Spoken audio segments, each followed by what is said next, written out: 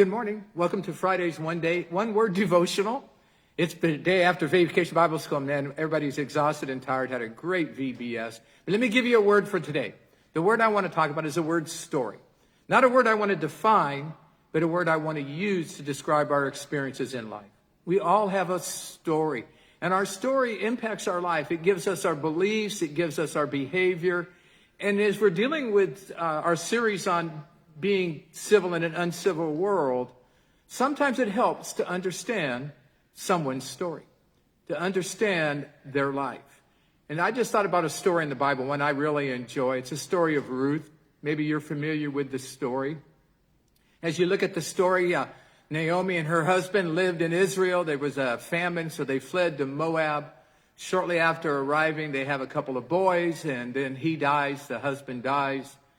And then Naomi has these two sons. They end up marrying Moabite women, one of them being Ruth. And then 10 years later, after the father's death, the boys die. Now, Naomi and the ladies are there on their own, trying to wrestle with how to move on in life, how to deal with life as widows.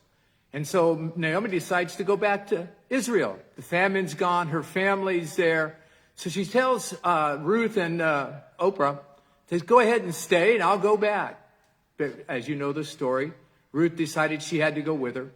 And so Ruth argued with her for a while, and finally Naomi relents and lets Ruth join her, and they go back to Israel. And while they're back in Israel, they need to take care of themselves. So Ruth steps up and begins to take care of the needs that these two women have back in the land of Israel. And while they're there, she's serving, and she goes out and gathers after the workers in the field, just like they're supposed to do. And the owner of the field is named Boaz, and he shows up, and he asks his servant about this woman over here. Hasn't seen her before. Apparently, she's very attractive, and he takes note of her. And here's what the guy told her, and it's about her story. Listen to what he said here. Boaz answered her, everything you have done for your mother-in-law since your husband's death has been fully reported to me. How you left your father and mother, and your native land.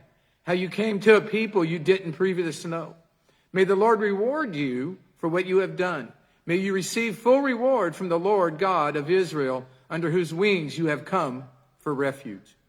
He's saying, listen, I've seen your life. I see your life story. I hear your life story.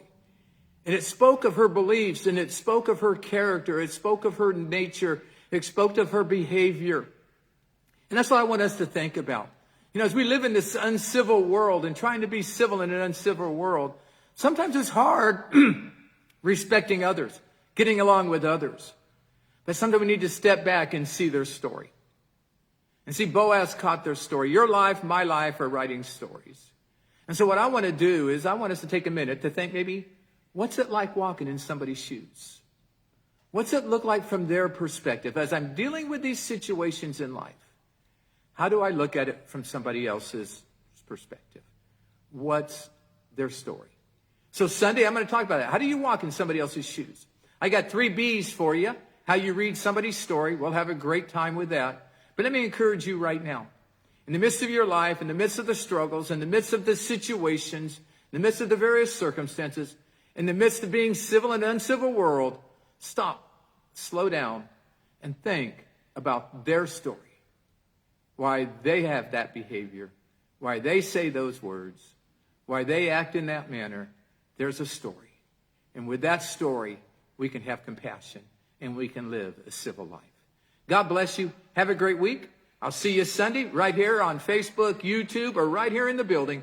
We'll have a great time as we celebrate the love of God and learn to walk with one another, being civil in an uncivil world, walking in one another's shoes. God bless you. Have a great week. I'll see you Sunday.